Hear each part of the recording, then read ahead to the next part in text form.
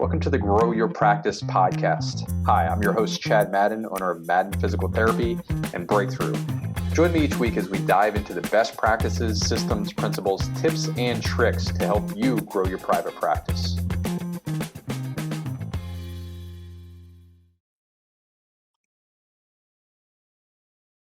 Hey everybody, Chad Madden here with the Grow Your Practice podcast. And today we have one of my favorite owner stories that I've ever heard. I'm very happy that he's here, but Lance Gross, physical therapist and owner of GTS in Arkansas. Welcome to the podcast here, Lance. Hi, thanks, Chad. Good to be here with you. Awesome. So can you give some people an idea of how you got into physical therapy and ultimately private practice as well? Sure. So, of course, people ask that all the time. That's a common question. How'd you get into physical therapy? And true story, I was chasing a girl. So high school sweetheart, broke up. She decided she was going to therapy school. I said, well, heck, I'll go to therapy school too. Maybe reunite this relationship. Anyway, worked out. Been married 28 years now or so. Right. Graduated PT school, moved back to our hometown. Immediately went into ownership of my own business as a contract therapist. So within 4 months of graduating, or 6 months, I was a contract therapist. We had my own company, worked by myself for a few years at a local hospital, home health. Ended up hiring a few PTAs to work for us. Anyway, over the span of the overnight success story, over the span of 20 years, grew that to about a 60, 70 employee contract company, servicing mostly home health and some school districts and things like that, but all contract based. Basically woke up one morning and looked at myself in the mirror, and I was 7 years old at that time, and said, what's going to happen to me if all these contracts go away? Because essentially I had nothing of my own. I had a huge contract business, but they could go away. So I had a meeting with all of our home health PTs. There's about 12 of them at the time. And I said, hey, what do you guys think about opening some outpatient clinics? And they were all, sure, let's do that. And that was at a Christmas meeting. By January 15, 16, opened our first practice. Within 6 months, had 5 clinics open and grown from there. And we're fixing to open our 17th clinic here in a couple of weeks. And that's been a little less than 5 years ago now. So yeah, it'll be 5 years in January, I guess. We are 5-year anniversary. So the first business, you graduated in the late 90s, I'm guessing? Yep. Graduated PT school in 1996. 96. Very first day on the job as a PT, I did outpatient and inpatient and home health and pediatrics all the very first day all by myself. Went to work for a guy. He hired me for 4 months knowing I was going to quit there. But anyway, first day on the job, he's like, oh, run to this hospital and do some outpatients. While you're there, do some inpatients and go do home health. And by the way, there's a school I need to go do a PEDS all that day. Very first day as a new grad. So yeah. We always joke around that behind every successful private practice owner, there's a jaded experience working for somebody else. And it sounds like you got yours on day one. First day. Yep. That's great. So you did that 20 years, then primarily home health, all contract based, went into private practice yourself. You've been on a very rapid rise and expansion. I know what you've done is super impressive in such a short period of time. So 5 years, you're about to open up your 17th clinic? Correct. January 2nd, we opened the 17th. Yep. Very nice. So along the way, what's the biggest difference between working in home health and working in private practice, bricks and mortar PT? Oh my gosh. Well, there's tons of differences. One would be, I guess number one's the expense. It's a lot more expensive to be in private practice than it is to be in home health contract, for sure. There's overhead expenses that are enormous, as everybody knows. Next is we basically have to build our business ourselves. When you're a contract group, you just give what's given to you. So they just give you this work and you go do it. But as a private practice owner, you've got to build your own business, set yourself apart from the other competition in your area, so that your business thrives and keeps growing. And we've done that pretty well here. We're in north central Arkansas, very rural Arkansas. So to preface a little bit about the 17 clinics, they're all within 2-hour drive of one location. Most of them are in small rural towns. So several of them have one stoplight. Some have no stoplights in their town. That's kind of how I gauge the size of the town. How many stoplights do you have? So most of them are in one stoplight towns or no stoplight towns. We have a few that are in large, we would call large community. You guys probably wouldn't. Large community for us is 12,000 people. That's a large town for us, 12,000 folks. Mhm. What I'm sitting at now, I'm sitting in one of our clinics in Mountain Home, Arkansas. We have 12,000 residents here, and within 4 blocks of this facility, there's 4 other private practices. Wow. Literally, we could drive a block radius. There's 5 of us. They're all together here in one spot. So, yep. Great. So you talked about setting yourself apart being one of the challenges in bricks and mortar so that you're basically filling your schedules and filling your space, getting that business in versus the contract work. I know you and I have talked a little bit about how you view competition. How do you think about that when you're going into an area, in the building that you're in? You said there's, 4 competitors within a few blocks.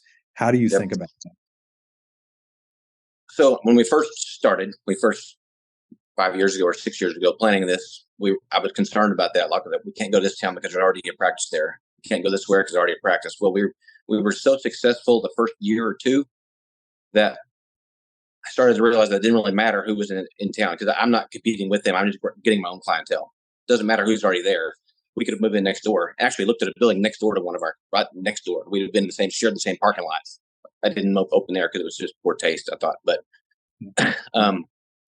we set ourselves apart. We try to hire the best clinicians, for one. We do lots of specialty things. So we try to be, one of our goals is, if you want something done therapy wise, whatever, no matter what it is, dry needling, lymphatic drainage, whatever it's going to be, we're able to do that. So I give our staff kind of a carte blanche, whatever you want to do. If you want to get certified in something with interest, we're going to let you get that done. Then we're going to market the fire out of it that we do that. So we basically become the one-stop shop for therapy for all providers. So all clinicians referring someone, all people referring someone are going to send to us because they know we can do that, and we specialize in that. And then with our marketing on top of that we do with 6-3 Breakthrough, just ramps that up. So I feel, and we all feel, that we are the go-to therapy group in North Arkansas. There's other great therapists around, don't get me wrong, great other, and I don't view them as competition. I just view them as friends of ours that have a therapy clinic. We just do things different. Right. Yeah, we've talked about in the past the theory of scarcity, or a scarcity mindset, meaning it's a zero-sum game and there's only so many patients to go around, like we all had with physician referrals, right? That was the game. We were constantly trying to jockey with the orthopod or the family physician to get the referrals because there were only so many. And now it seems like you're doing a ton of direct-to-consumer marketing. So it kind of renders those other competitors, because they're not doing that same direct-to-consumer marketing, right? Right. So actually, what's kind of not funny, but kind of unique about that is, when we started doing our direct-to-consumer marketing, we got a lot busier. Our competitors also got busier, so they're feeding off our marketing because we're doing so much Facebook, social media marketing, that they're benefiting from it also. So we're all getting busier in the same town. So it's been a win-win for everybody. Oh, nice. They love you. Yeah. Right. They're doing, I'm marketing for them. So it's perfect. That's great. You also mentioned hiring the best clinicians. How do you, I'm sure we're all trying to do that, or claiming that we're doing that. I think you're genuinely doing that from what I've seen and meeting your team members. Can you talk about how you think through that, what you're doing to attract the right team members, how you're training them so you can provide all the specialties? How are you thinking about that? Right. So most of those clinicians, they come to us because we've created an environment that people want to be on a winning team, I guess, is where I would say it better. So if I'm working somewhere else, I see all the stuff that GTS is doing and read about it all the time, hear about it from their friends, because we're in small towns. All therapists know each other. We all know every therapist in town. So just word of mouth talk.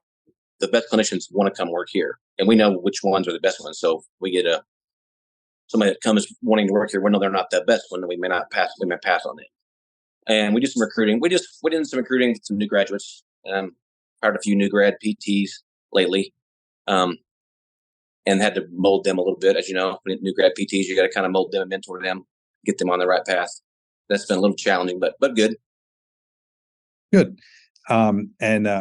So you're going to the universities, or you're taking clinicals or things along those lines? Right. So we try to get clinical rotations. That's what we really strive for, is to get PTs to come do clinicals with us. And that's basically a 6 or 8 week job interview. So that works out really well. That's where we've hired most of our new grads from. They've been students of ours. When did you come into the Breakthrough fold? I know you. 2 years ago.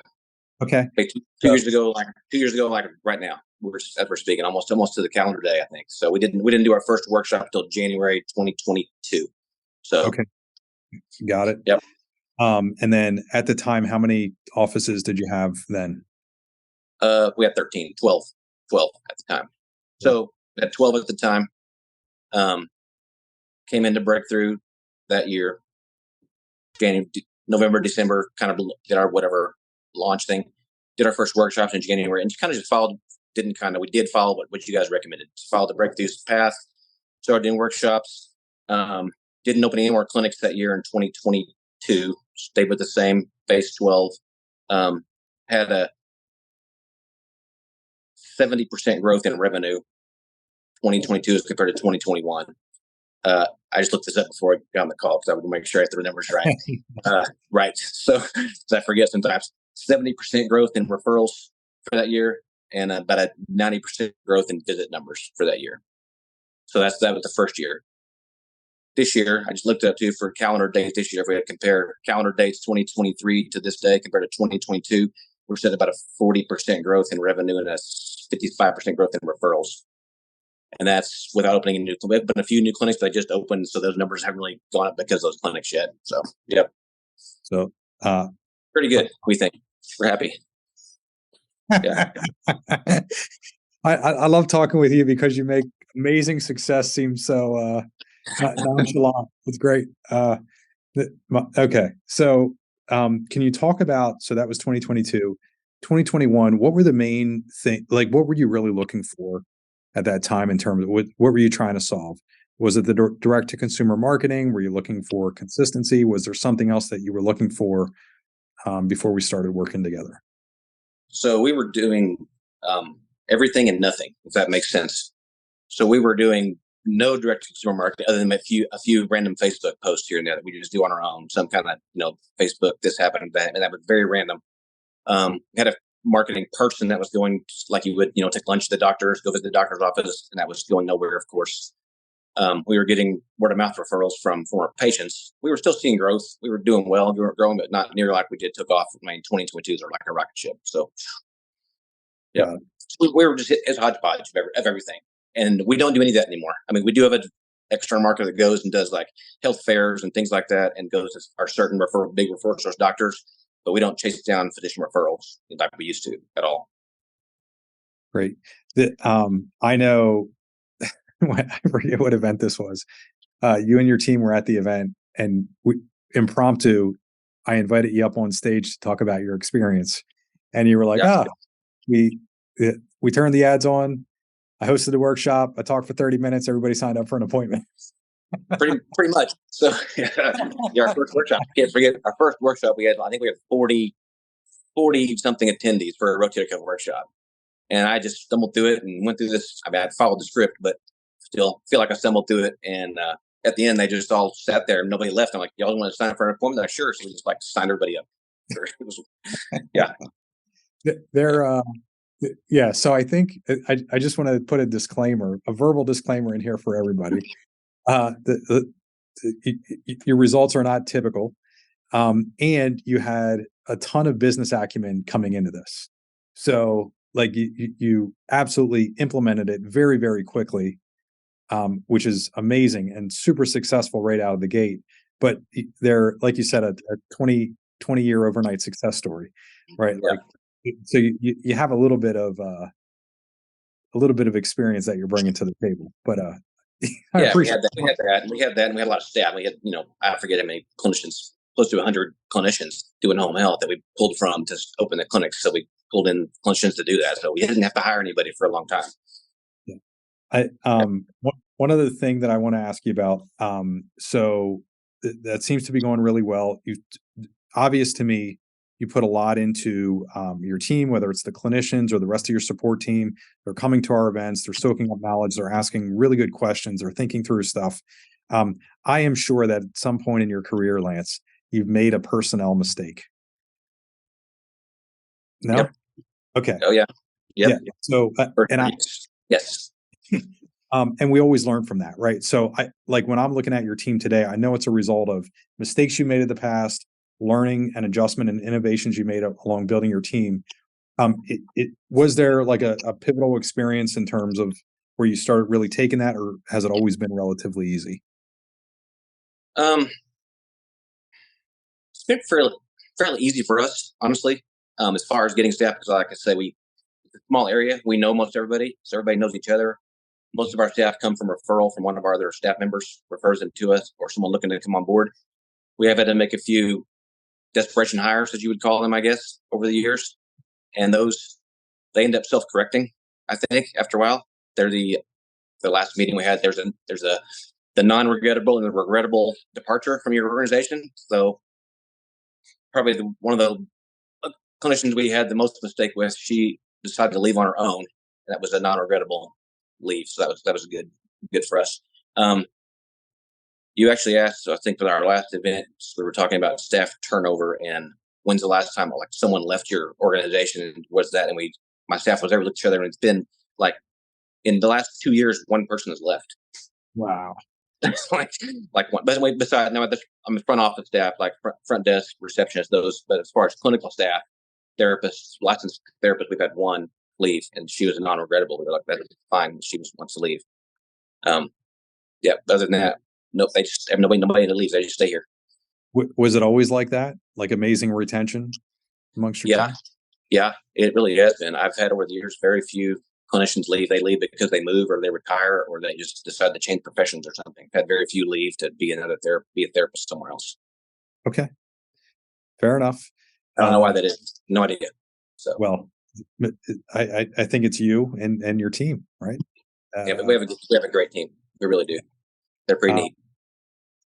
Yeah, very cool there. So any other anything else that you're focused on as we move ahead into 2024 here? What's in store?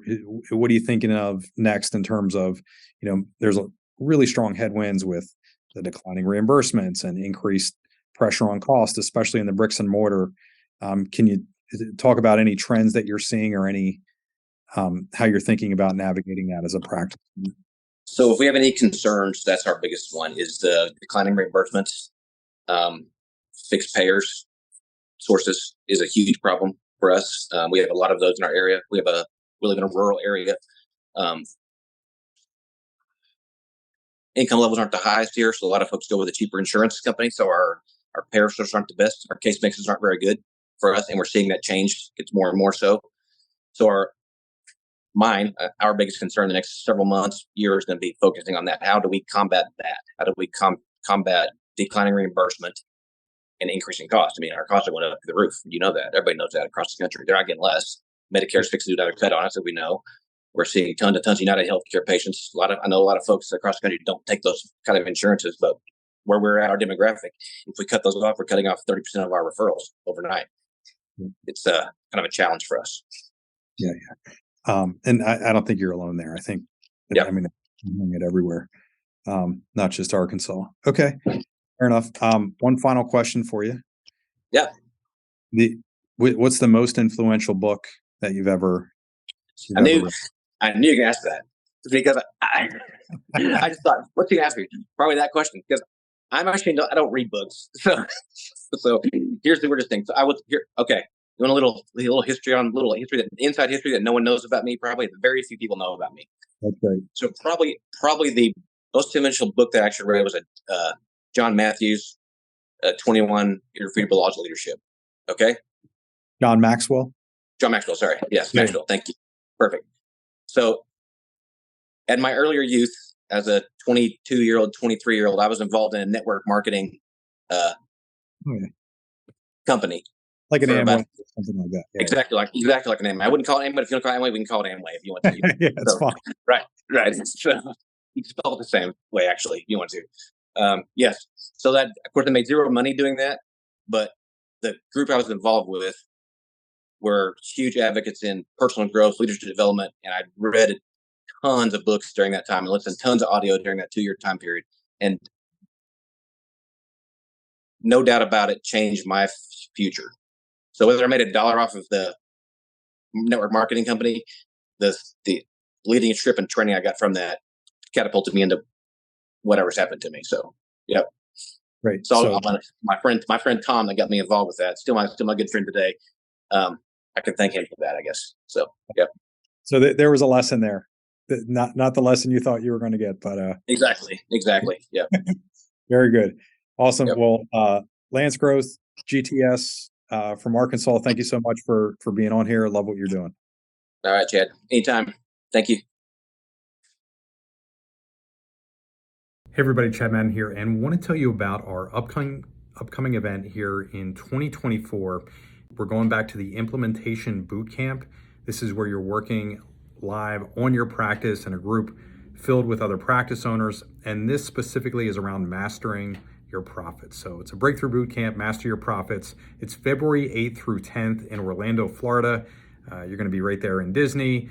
If you want to, make it a family vacation on as well around the bookends, I'll be doing that. My family will be down the week before the event, but it's going to be awesome, specifically because of what's happening in private practice right now. You already know the details. You're likely feeling this right now. Downward pressure on reimbursements, upward pressure on cost, creating a lot of problems for us. And I want to share a quick story with you before I tell you exactly about the sessions, about the speakers that are going to be there that you're going to want to hear from as well, and the setup. So a few years ago, we had a financial crisis in the country, 2007, 2008.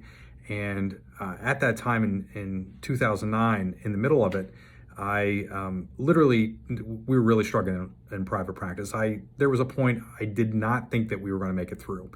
And it kind of left me in a funk for about 2 years. We had lost some staff.